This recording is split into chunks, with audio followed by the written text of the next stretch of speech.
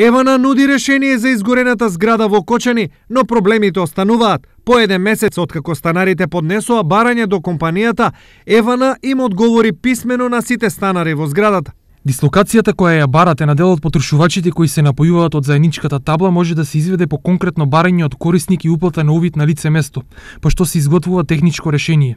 Доколку се согласува барателот со техничкото решение, од негова страна се обезбедуваат евентуално потребните согласности и се уплатува на доместок по пресметаните трошоци за дислокација, пошто се пристапува кон реализација. Стои во одговорот од ЕВН. Во меѓувреме, решение за проблемите на станарите се уште нема.